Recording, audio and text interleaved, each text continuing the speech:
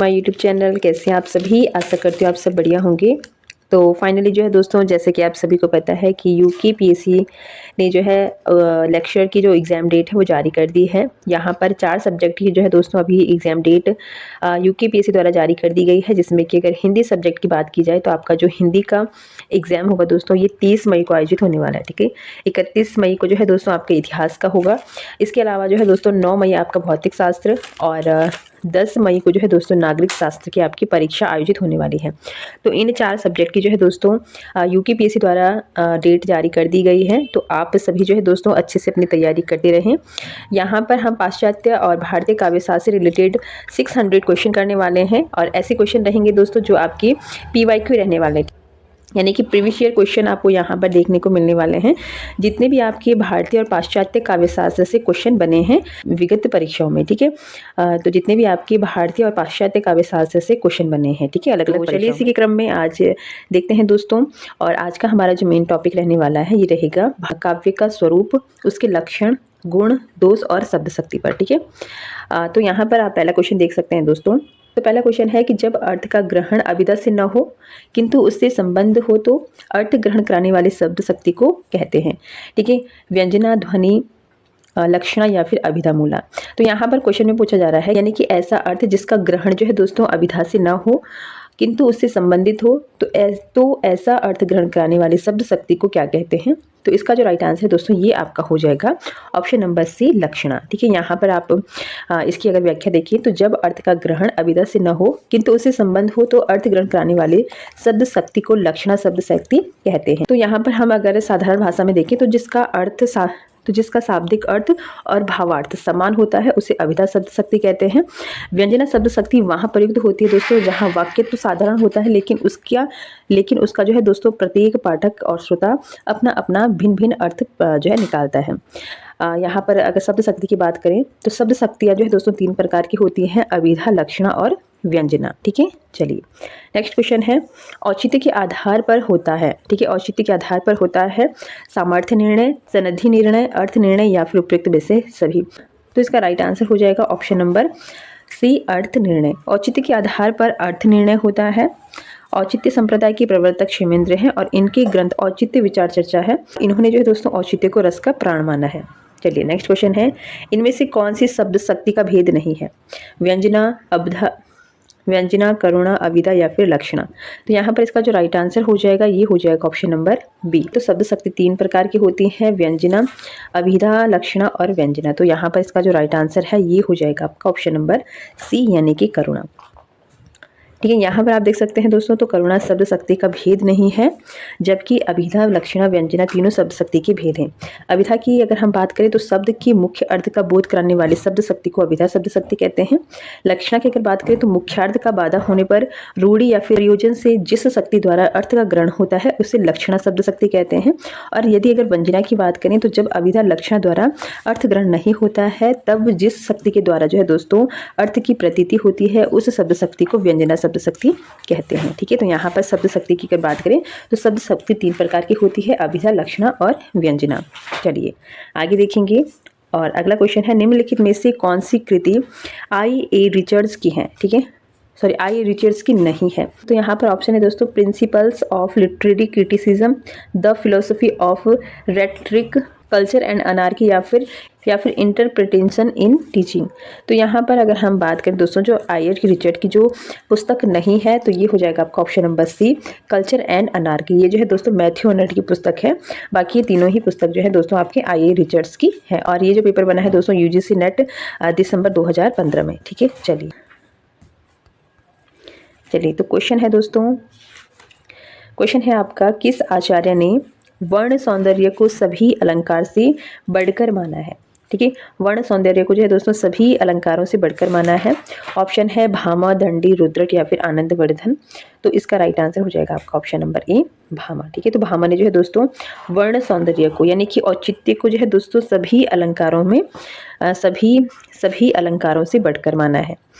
आचार्य भामा ने वर्ण सौंदर्य को सभी अलंकारों से बढ़कर माना है। भामा जो है दोस्तों ये अलंकार संप्रदाय के प्रवर्तक है और इनकी ग्रंथ का नाम है काव्य अलंकार। तो यहाँ पर जो है दोस्तों आपके जो संप्रदाय हैं उनके प्रवर्तक आपको याद कर लेने हैं और उनकी कौन कौन सी ग्रंथ है ये भी आपको अच्छे से पढ़ लेना है, क्योंकि एग्जाम में जो है दोस्तों सीधा सीधा क्वेश्चन यहाँ से भी आपकी बन जाता है। तो यहाँ पर अगर हम भामा की बात करें तो इनका संप्रदाय है अलंकार संप्रदाय और इनका जो ग्रंथ है ये है काव्य अलंकार, ठीक है। और दंडी की काव्य शास्त्रीय ग्रंथ का अगर बात करें तो इनका जो काव्य ग्रंथ है ये है काव्य दृश्य, ठीक है। और यहीं पर अगर आनंदवर्धन की बात करें तो आनंदवर्धन जो है दोस्तों ये ध्वनि संप्रदाय के प्रवर्तक हैं और इनका ग्रंथ है ध्वन्यालोक, ठीक है। चलिए नेक्स्ट क्वेश्चन है क्वेश्चन नंबर 6। जैसे कि मैंने आपको बताया दोस्तों हम यहाँ पर 700 क्वेश्चन करेंगे भारतीय और पाश्चात्य काव्य शास्त्र से रिलेटेड। तो यहाँ पर क्वेश्चन नंबर 6 है शब्दार्थों सहितो काव्यम। ये पंक्ति आपकी कई बार परीक्षा में पूछी जाती है और यहाँ पर पूछा जा रहा है कि काव्य, ठीक है। तो यहाँ पर पूछा जा रहा है इस पंक्ति के बारे में कि काव्य की यह परिभाषा किसने दी है, ठीक है। काव्य की यह परिभाषा किसने दी है कि शब्दार्थों सहितो काव्यम, भामा, मम्मट, विश्वनाथ या फिर आपकी भरतमुनि। तो यहाँ पर इसका जो राइट आंसर है ये है ऑप्शन नंबर ए भामट, ठीक है। तो ये पंक्ति जो है दोस्तों कई बार पूछी गई है और काव्य की परिभाषा दी है भामा ने, ठीक है। यहाँ पर आप देख सकते हैं दोस्तों DSSS तो यहाँ पर आप देख सकते हैं DSSS PGT 2018 में क्वेश्चन बना है, UP TGT 2016 और 2005 में क्वेश्चन बना है, UP TGT 2011 में क्वेश्चन बना है, ठीक है। UP PGT 2016 और 2005 में क्वेश्चन बना है और UP TGT 2011 में क्वेश्चन बना है। इसके अलावा भी जो दोस्तों कई परीक्षाओं में जो पंक्तियां हैं ये आपसे पूछी गई हैं। चलिए यहाँ पर अगर हम इसे थोड़ा देखें इसकी व्याख्या, तो शब्दार्थों सहितो काव्यम, काव्य की यह परिभाषा भामा ने दी है। तो भामा क्या है, अलंकार संप्रदाय के प्रवर्तक हैं और भामा का जो ग्रंथ है ये है काव्य अलंकार, ठीक है, जो कि छह परिच्छेदों में विभक्त है। और शेष ने जो है दोस्तों काव्य लक्षण इस प्रकार बताए हैं, जैसे कि मम्मट की अगर बात करें तो मम्मट ने कहा है कि तत् 200 शब्दार्थों सगुणालंकृति पुनः क्वापी। विश्वनाथ ने कहा है वाक्यम रसात्मक काव्यम। तो ये पंक्तियां भी जो है दोस्तों कई बार परीक्षाओं में पूछी जाती हैं, ठीक है। तो ये काव्य लक्षण जो है दोस्तों ये मम्मट ने और विश्वनाथ ने दिए हैं। और ये अगर ये वाली बात करें शब्दार्थों सहित काव्य तो ये भामा का है, ठीक है। चलिए अगला क्वेश्चन है कौन से आचार्य ने चतुर्थ वर्ग की प्राप्ति को काव्य का प्रयोजन माना है, ठीक है। तो यहाँ पर काव्य प्रयोजन से आपका ये क्वेश्चन बन गया है कि किस आचार्य ने जो है दोस्तों चतुर्थ वर्ग की प्राप्ति को काव्य का प्रयोजन माना है, भामा, वामन, आनंदवर्धन या फिर कुंतक, ठीक है। और ये क्वेश्चन बना है दोस्तों आपका राजस्थान लेक्चरर, और ये क्वेश्चन बना है दोस्तों आपका राजस्थान कॉलेज लेक्चरर भर्ती जो आपकी हुई थी 2024 में, ठीक है, सॉरी 2014 में। तो यहाँ पर इसका जो राइट आंसर है ये हो जाएगा आपका ऑप्शन नंबर ए भामा, ठीक है। तो भामा ने जो है दोस्तों चतुर्वर्ग की प्राप्ति को काव्य का प्रयोजन माना है। यहाँ पर अगर हम बात करें दोस्तों इसकी व्याख्या अगर हम थोड़ी देखें तो आचार्य भामा ने चतुर्थ वर्ग की प्राप्ति को काव्य का प्रयोजन माना है। इनके अन्य काव्य प्रयोजन है चतुर्थ वर्ग प्राप्ति, कृति, ठीक है। इसके अलावा जो है दोस्तों सकल कला ज्ञान और प्रीति, तो ये सभी क्या है इनके द्वारा काव्य प्रयोजन है। आचार्य वामन की अगर बात करें तो आचार्य वामन ने कीर्ति और प्रीति को काव्य का जो है दोस्तों प्रयोजन माना है। आनंदवर्धन की अगर बात करें तो आनंदवर्धन ने जो है दोस्तों विनय मुखीकरण और प्रीति को काव्य का प्रयोजन माना है। आचार्य कुंतक की बात करें तो कुंतक ने भी जो है दोस्तों चतुर्वर्ग फल प्राप्ति, जाय सम्मति उपदेश, परमानंद यश को काव्य का प्रयोजन माना है, ठीक है। चलिए अगला क्वेश्चन है आचार्य दंडी की काव्य हेतु किसे माना है। आचार्य दंडी ने काव्य हेतु किसे माना है, निपुणता, प्रतिभा, जीवन इच्छा या फिर प्रतिभा, शास्त्र ज्ञान और अभ्यास, ठीक है। तो इसका राइट आंसर है ऑप्शन नंबर डी, प्रतिभा, ज्ञान, शास्त्र और अभ्यास को दंडी ने जो है दोस्तों काव्य का हेतु माना है, ठीक है, काव्य का कारण माना है। चलिए नेक्स्ट क्वेश्चन है, ठीक है। तो कविता जो है दोस्तों मनुष्य को स्वार्थ संबंधों के संकुचित घेरे से ऊपर उठाती है, यह कथन किसका है। आचार्य रामचंद्र शुक्ल, हजारी प्रसाद द्विवेदी, श्याम सुंदर दास या फिर डॉक्टर नगेंद्र। तो ऐसा कौन कहते हैं कि जो कविता है ये मनुष्य को स्वार्थ संबंधों के संकुचित घेरे से ऊपर उठाती है। तो ये कथन आपका हो जाएगा दोस्तों ऑप्शन नंबर ए, आचार्य रामचंद्र शुक्ल। और ये कथन भी जो है दोस्तों कई बार आपकी परीक्षा में पूछा गया है। और यहाँ पर अगर देखें तो LT हिंदी 2018 में भी जो है दोस्तों ये क्वेश्चन आपसे एग्जाम में पूछा गया है। ठीक है। इसकी अगर व्याख्या देखें तो कविता मनुष्य के स्वार्थ संबंधों के संकुचित घेरे से ऊपर उठती है। कविता के संदर्भ में जो है दोस्तों ये कथन आचार्य रामचंद्र शुक्ल का है। डॉक्टर नगेंद्र ने क्या कहा है, तो डॉक्टर नगेंद्र कहते हैं कि रसात्मक शब्दार्थ ही काव्य है और उनकी छंदोमयी विशिष्ट विधा जो है आधुनिक अर्थ में कविता है। ठीक है, तो ये भी आप याद कर लीजिए, एग्जाम में पूछा जा सकता है। चलिए नेक्स्ट क्वेश्चन है, नाट्यशास्त्र के संबंध निम्नलिखित ग्रंथों का सही अनुक्रम क्या है। ठीक है, तो यहाँ पर इसका राइट आंसर हो जाएगा अभिनव भारती, दश रूपक, नाट्य दर्पण और भाव प्रकाश। ठीक है, तो इस सीक्वेंस आपका यहाँ पर सही होने वाला है। तो इसका जो राइट आंसर है ऑप्शन नंबर डी। ठीक है, और ये क्वेश्चन बना है दोस्तों आपका 2015 यूजीसी नेट में। ठीक है, यहाँ पर अगर हम इसको थोड़ा डिटेल्स में देखें तो एक साइड आपको ग्रंथ देखने को मिलेंगे, समय और उनकी रचनाकार। तो यहाँ पर अगर ग्रंथ की बात करें, अभिनव भारती, अभिनव भारती जो है दोस्तों ये अभिनव गुप्त की रचना है और इसका जो टाइम पीरियड है ये है 10वीं सदी का उत्तरार्ध। 10 रूपक धनंजय की रचना है, 11वीं सदी की पूर्वार्ध में ये रहे हैं। नाट्य दर्पण ये जो है दोस्तों रामचंद्र गुणचंद्र की रचना है और 12वीं सदी इनका टाइम पीरियड रहा है। भाव प्रकाश जो है दोस्तों शारदा तनय की रचना है और इनका जो टाइम पीरियड है ये है 13वीं सदी। ठीक है, तो यहाँ पर आपको ध्यान में रखना है, अभिनय भारती अभिनव गुप्त की है, 10 रूपक धनंजय का है, नाट्य दर्पण ये इंपॉर्टेंट रचनाएं हैं दोस्तों सारी। ठीक है, ये है आपका रामचंद्र और गुणचंद्र का। भाव प्रकाश की बात करें तो शारदा तनय का। चलिए, वक्रोक्ति के विरोधी आचार्य हैं। ठीक है, तो वक्रोक्ति के विरोधी आचार्य कौन है, तो इसका राइट आंसर हो जाएगा ऑप्शन नंबर डी, विश्वनाथ। ठीक है, तो वक्रोक्ति विरोधी आचार्य विश्वनाथ है। विश्वनाथ ने कुंतक के सिद्धांतों का क्या किया है, खंडन किया है। विश्वनाथ द्वारा रचित ग्रंथ है साहित्य दर्पण, जबकि भामा ने काव्यालंकार, रुद्रट ने काव्यालंकार और मम्मट ने काव्य प्रकाश नामक ग्रंथ की रचना की है। ठीक है, तो यहाँ पर जो आपके विश्वनाथ हैं ये वक्रोक्ति विरोधी आचार्य हैं।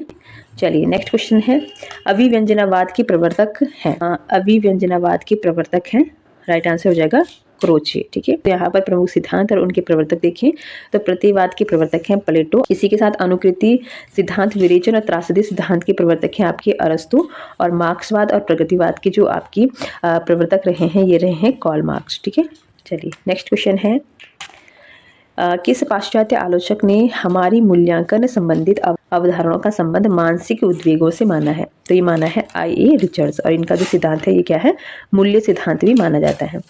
ठीक है, व्याख्या देखिए तो I.A. रिचर्ड्स ने हमारी मूल्यांकन संबंधित अवधारणाओं का संबंध मानसिक उद्वेग से माना है। I.A. रिचर्ड्स ने 2 आलोचनात्मक मूलधार सिद्धांत दिए हैं, एक तो मूल्य सिद्धांत और एक संप्रेषण सिद्धांत। ठीक है, चलिए नेक्स्ट क्वेश्चन है, गलत कथन कौन सा है, तो आपको गलत कथन यहाँ पर छांटना है। तो कथनों की अगर बात करें तो पहला कथन है, कविता की अनजानी दुनिया का सबसे पहला उपकरण है। ठीक है, कविता की अनजानी दुनिया का सबसे पहला उपकरण है शब्द। बिंब अमूर्त विषय को साकार बनाता है। मुक्तक छंद में भी अर्थ की लय होती है, या फिर कविता में शब्दों का पर्याय होता है। तो यहाँ पर अगर गलत कथन देखें दोस्तों तो ये हो जाएगा आपका ऑप्शन नंबर डी, कविता में शब्दों के पर्याय होते हैं। ठीक है, यहाँ पर कविता में जो है दोस्तों अनजानी दुनिया का सबसे पहला जो उपकरण है वो शब्द है, ये भी बिल्कुल सही है। बिंब जो है दोस्तों ये अमूर्त विषयों को साकार करते हैं और मुक्तक छंद से भी जो है दोस्तों अर्थ की लय होती है। तो ये तीनों ही ऑप्शन आपके करेक्ट हैं। तो यहाँ पर जो रॉन्ग हो जाएगा ये हो जाएगा आपका ऑप्शन नंबर डी। चलिए नेक्स्ट क्वेश्चन है, निम्न में से कौन सा ग्रंथ I.A. रिचर्ड्स का नहीं है। ठीक है, तो प्रिंसिपल ऑफ लिटरेरी क्रिटिसिज्म ये है इनका, प्रैक्टिकल क्रिटिसिज्म ये भी इनका है, फिलॉसफी और रिटोरिक ये भी इनका ग्रंथ है। तो यहाँ पर पोइटिक इनका ग्रंथ नहीं है, तो इसका जो राइट आंसर हो जाएगा ऑप्शन नंबर डी। चलिए, पोइटिक जो है दोस्तों ये अरिस्तु का ग्रंथ है। चलिए, बिंब का अनिवार्य तत्व है, बिंब के अनिवार्य तत्व हैं, ऑप्शन है विवरणात्मक, कल्पना, सपाट बयानी या फिर इंद्रियता। तो निम्नलिखित में से कौन से विकल्प जो है दोस्तों यहाँ पर सही रहने वाला है, तो ये रहेगा आपका ऑप्शन नंबर बी और ए। ठीक है, यानी कि बिंब का जो अनिवार्य तत्व है ये है आपकी विवरणात्मकता और कल्पना। ठीक है, तो राइट आंसर यहाँ पर हो जाएगा ऑप्शन नंबर बी। चलिए इसको थोड़ा यहाँ पर देख लेते हैं दोस्तों। ठीक है, क्योंकि बिंब भी जो है दोस्तों आपके टॉपिक में यहाँ पर जो है दिया गया है। तो कल्पना एवं विवरणात्मक बिंब की अनिवार्य तत्व है। बिंब शब्द अंग्रेजी की इमेज से इमेज शब्द का हिंदी रूपांतरण है। जिसका अर्थ होता है मूर्त रूप प्रदान करना। काव्य में बिंब को वह शब्द चित्र माना जाता है जो कल्पना द्वारा ऐन्द्रिक अनुभवों के आधार पर निर्मित होता है। बिंब पदार्थ नहीं बल्कि उसकी अनुकृति या फिर प्रतिछवि है, सृष्टि नहीं पुनः सृष्टि है। डॉक्टर नागेंद्र के अनुसार काव्य बिंब शब्दार्थ के माध्यम से कल्पना द्वारा निर्मित एक ऐसी मानस छवि है जिसके मूल में भाव प्रेरणा होती है। बिंब के मूलतः 3 तत्व होते हैं, कौन कौन से? कल्पना, भाव और ऐन्द्रिकता। ठीक है, कल्पना, भाव और ऐन्द्रिकता।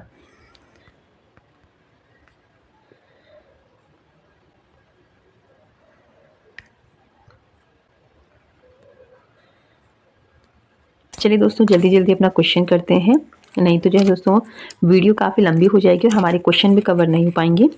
तो यहाँ पर 17 नंबर का क्वेश्चन है कि औचित्य के आधार पर होता है।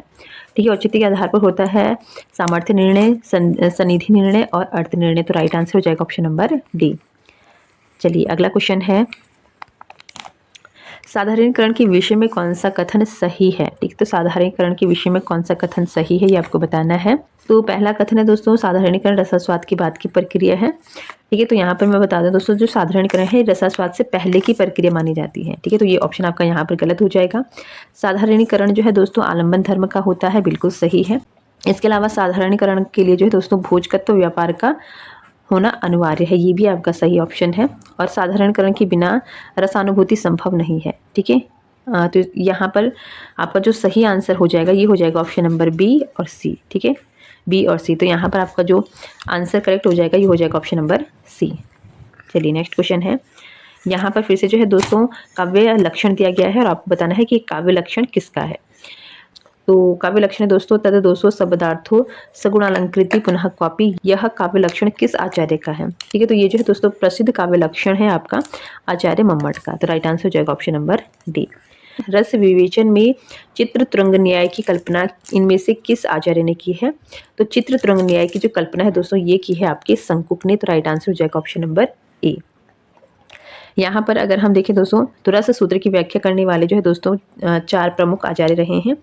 भट्ट लोरट की बात करें तो इनका सिद्धांत है उत्पत्तिवाद, मीमांसा दर्शन से संबंधित है। अगले जो हमारे रस सूत्र की व्याख्याता रहे हैं शंकुक। ठीक है, अनुमतिवाद इनका है, न्याय दर्शन से संबंधित है। भट्ट नायक भुक्तिवाद सांख्य दर्शन से संबंधित है। और अभिनय गुप्त का जो है दोस्तों अभिव्यक्तिवाद जो कि शैव दर्शन से संबंधित है। ठीक है, तो ये दर्शन आपको याद कर लेने हैं। साथ ही साथ ही आचार्य और उनके जो ये सिद्धांत है ये कई बार परीक्षा में पूछे जाते हैं। चलिए, इनमें से किस आचार्य ने काव्य गुणों की संख्या 10 मानी है? तो ये मानी है आपके भरत मुनि ने। ठीक है, नेक्स्ट क्वेश्चन है, भारतीय काव्यशास्त्र की दृष्टि से नाटक का मुख्य उद्देश्य क्या होता है? तो भारतीय नाट्यशास्त्र की दृष्टि से जो है दोस्तों नाटक का जो मुख्य उद्देश्य होना चाहिए ये होना चाहिए रसास्वादन। ठीक है, चलिए तो यहाँ पर जो है दोस्तों आचार्य भरत मुनि ने व्यक्तित्व का जो है दोस्तों परिशोध, चरित्र चित्रण तथा दृश्यों का प्रस्तुतिकरण को गौण स्थान देते हुए नाटक के आनंद रस का रसास्वादन को प्रमुख बताया है। नाट्यशास्त्र भरत मुनि का श्रेष्ठ ग्रंथ है जिससे कि जो है दोस्तों पंचम वेद की संख्या दी जाती है। चलिए अगला क्वेश्चन है, काव्य शास्त्र ग्रंथ काव्य मीमांसा के लेखक हैं। ठीक है, काव्य मीमांसा के लेखक आपके हो जाएंगे ऑप्शन नंबर सी राजशेखर। तो यहाँ पर अगर भरत मुनि की बात करें तो इनका हो जाएगा नाट्यशास्त्र, विश्वनाथ का साहित्य दर्पण, दंडी का हो जाएगा आपका काव्य अलंकार। ठीक है, तो राइट आंसर यहाँ पर हो जाएगा आपका ऑप्शन नंबर सी राजशेखर। और राजशेखर का जो ग्रंथ है ये है आपका काव्य मीमांसा। चलिए, कवि कंठाभरण की रचनाकार हैं। ठीक है, कवि कंठाभरण के रचनाकार हैं। राइट आंसर हो जाएगा ऑप्शन नंबर बी क्षेमेंद्र। तो ये मान के चलिए दोस्तों 150 नंबर का आपका जो है दोस्तों ये सेकंड पार्ट भारतीय और पाश्चात्य काव्य शास्त्र का रहने वाला है। और ये 150 क्वेश्चन जो है दोस्तों इसी टाइप के आपसे पूछे जाएंगे। ऐसे ही क्वेश्चन जो है दोस्तों आपके एग्जाम में बनने वाले हैं। काव्य हेतु की बात करें, काव्य लक्षण की बात करें, चाहे आपकी रचनाओं की बात करें, रस की बात करें, जो आपका टॉपिक है दोस्तों भारतीय पाश्चात्य काव्य शास्त्र में, तो ऐसे ही क्वेश्चन आपको देखने को मिलने वाले हैं एग्जाम में। ठीक है, तो यहाँ पर कवि कंठाभरण की अगर बात करें तो ये रचना हो जाएगी आपकी क्षेमेंद्र की। ठीक है, चलिए इसके अलावा इसकी थोड़ा व्याख्या देख लेते हैं, इंपॉर्टेंट है दोस्तों। तो कवि कंठाभरण की रचनाकार क्षेमेंद्र है। और क्षेमेंद्र की अन्य रचनाएं की अगर बात करें तो औचित्य विचार चर्चा, ठीक है, सुवृत तिलक, दशावतार चरित्र, ये सभी क्या हैं? क्षेमेंद्र की अन्य रचनाएं हैं। प्रमुख रचना है दोस्तों कवि कंठाभरण और औचित्य विचार चर्चा। दंडी द्वारा रचित महत्वपूर्ण रचना है काव्यदृष्ट। और धनंजय की अगर बात करें तो दशरूपक। ठीक है, चलिए नेक्स्ट क्वेश्चन है दोस्तों, 500 ईस्वी से 1100 ईस्वी तक संस्कृत काव्य शास्त्र को क्या कहा गया है? ठीक है। तो यहाँ पर ऑप्शन है प्रवर्तन काल, व्याख्या काल, प्रतिपादक काल या फिर भाष्य काल। तो ये हो जाएगा आपका यहाँ पर right answer option number B, प्रतिपादन काल। हालांकि जो है दोस्तों इस क्वेश्चन को जो है आयोग ने रिजेक्ट कर दिया था और सभी को इसमें इक्वल नंबर दिए गए थे। तो वैसे तो इसका जो आंसर है दोस्तों ये आपका हो जाएगा प्रतिपादन काल। चलिए नेक्स्ट क्वेश्चन है समवेत श्रेष्यो इति। तो ये जो मत है दोस्तों ये आपका हो जाएगा राजशिखर का। ठीक है। तो काव्य हेतु में जो है दोस्तों प्रतिभा व्युत्पत्ति का महत्व प्रदान करते हुए आचार्य राजशिखर कहते हैं कि प्रतिभा व्युत्पत्ति मिश्र समवेत श्रेष्यो इति। काव्य के 3 हेतु होते हैं, प्रतिभा, अभ्यास और व्युत्पत्ति। और यहाँ पर देखिए दोस्तों, चलिए नेक्स्ट क्वेश्चन है क्वेश्चन नंबर 27। अरस्तु के अनुकरण सिद्धांत में कौन सी एक बात नहीं है? ठीक है। तो यहाँ पर अरस्तु के अनुकरण सिद्धांत से रिलेटेड कौन सी एक बात नहीं है जो यहाँ पर गलत दी गई है वो आपको बताना है। कविता जगत की अनुकृति है, बिल्कुल सही। अनुकरण की प्रक्रिया आनंददायक होनी चाहिए, बिल्कुल सही। अनुकरण से हमें शिक्षा मिलती है, ये भी सही है। अनुकरण जो है दोस्तों ये प्रकृति का अनुकरण नहीं है, तो ये बिल्कुल गलत यहाँ पर हो जाएगा, क्योंकि जो काव्य है दोस्तों ये बिल्कुल जो है प्रकृति का अनुकरण अरस्तु ने माना है। तो यहाँ पर जो इसका राइट आंसर हो जाएगा आपका ऑप्शन नंबर डी। चलिए नेक्स्ट जो है दोस्तों ग्रंथ से रिलेटेड आपका क्वेश्चन बन गया है। तो प्रिंसिपल ऑफ लिटरेरी क्रिटिसिज्म इस पुस्तक के लेखक कौन है? तो अभी भी हमने आगे देखा था, तो राइट आंसर हो जाएगा आपका ए, रिचर्ड्स। ठीक है। चलिए नेक्स्ट क्वेश्चन है किसकी मान्यता है कि औदात्य अभिव्यक्ति की उच्चता और उत्कृष्टता का नाम है? ठीक है। तो औदात्य को जो है दोस्तों अभिव्यक्ति की उच्चता और उत्कृष्टता का नाम किसने दिया है? तो ये दिया है आपका लॉन्जाइनस ने। तो यहाँ पर इसका राइट आंसर हो जाएगा ऑप्शन नंबर सी। चलिए आज की क्लास का लास्ट क्वेश्चन है दोस्तों, इनमें से कौन सा अलंकारवादी आचार्य नहीं है? केशव, जयदेव, भामा या फिर आनंदवर्धन? तो यहाँ पर जो अलंकारवादी आचार्य आपके नहीं हैं ये हो जाएगा option number D, Anandavardhana. D Anandavardhana जो है दोस्तों ये ध्वनिवादी आपके आचार्य हैं। बाकी केशव, जयदेव और भामा ये तीनों ही क्या है? अलंकारवादी आचार्य हैं। भामा जो है दोस्तों अलंकार संप्रदाय के प्रवर्तक रहे हैं। ठीक है। यहाँ पर आप इसकी व्याख्या देख सकते हैं। तो आनंदवर्धन अलंकारवादी आचार्य नहीं है, बल्कि क्या है? ध्वनिवादी आचार्य हैं। जबकि तीनों अलंकारवादी आचार्य हैं कौन कौन से? भामा, जयदेव और केशवदास। भामा का ग्रंथ है काव्य अलंकार, जयदेव का है चंद्रालोक, आनंदवर्धन का है ध्वन्यालोक और केशवदास का है दोस्तों कवि प्रिय। ठीक है। तो ये थे दोस्तों आज की क्लास की मोस्ट इंपॉर्टेंट 30 क्वेश्चन। सारे ही क्वेश्चन जो है दोस्तों PYQ से लिए गए हैं और आने वाली परीक्षाओं में जो है दोस्तों यहाँ से आपके काफ़ी क्वेश्चन एग्जाम में देखने को मिलने वाले हैं। ठीक है। भारतीय और पाश्चात्य काव्यशास्त्र से रिलेटेड जो है दोस्तों 150 क्वेश्चन आपको देखने को मिलेंगे, जिसमें कि हिंदी व्याकरण के क्वेश्चन भी होंगे और साथ ही साथ संस्कृत व्याकरण के भी कुछ टॉपिक इसमें रखे गए हैं। इसके अलावा उत्तराखंड साहित्य से रिलेटेड क्वेश्चन आपको देखने को मिलेंगे। साथ ही जो है दोस्तों भारतीय आलोचकों से भी जो है दोस्तों आपको यहाँ पर क्वेश्चन देखने को मिलने वाले हैं और भारतीय पाश्चात्य काव्यशास्त्र से आपको टोटल 150 क्वेश्चन जो है दोस्तों सेकंड पेपर में देखने को मिलने वाले हैं। तो इसको जो है दोस्तों हम कवर करेंगे 700 क्वेश्चन के अंडर में। ठीक है। तो 700 क्वेश्चन की हमारी सीरीज रहने वाली है। तो इसमें जो है दोस्तों सिर्फ और सिर्फ हम भारतीय और पाश्चात्य काव्यशास्त्र से रिलेटेड 700 क्वेश्चन करेंगे और यहाँ से आपके पास कई क्वेश्चन जो है दोस्तों एग्जाम में देखने को मिलेंगे। ठीक है। बाकी आप सभी जो है दोस्तों अच्छे से अपनी तैयारी कर रहे होंगे और 30 मई को आपका एग्ज़ाम होने वाला है। एग्ज़ाम डेट जो है दोस्तों जारी हो चुकी है और एक ही दिन में जो है दोस्तों आपके दोनों ही पेपर करवाए जाएंगे। 2 शिफ्ट में आपकी परीक्षा आयोजित होगी। तो काफ़ी कम टाइम आपके पास रह गया है दोस्तों। अब अच्छे से अपनी तैयारी कीजिए और ज़्यादा से ज़्यादा क्वेश्चन आप लगाइए। ठीक है। PYQ या फिर प्रैक्टिस सेट आप लगाते रहिए। ठीक है। तो जितना भी आपने पढ़ा है उसको रिवीजन करिए और क्वेश्चन सेट आपने लगाते रहिए। ठीक है। तो क्वेश्चन सेट से जो है दोस्तों ज़्यादा से ज़्यादा क्वेश्चन आपके कवर होते रहेंगे। ठीक है। बाकी आज के लिए इतना ही, मिलते हैं नेक्स्ट क्लास में। और इसी के साथ अगर आपको क्लास कैसे लगी कमेंट बॉक्स में ज़रूर बताइए, वीडियो को बहुत सारा प्यार दीजिए। बाकी मिलते हैं दोस्तों नेक्स्ट क्लास में। आज के लिए इतना ही, धन्यवाद।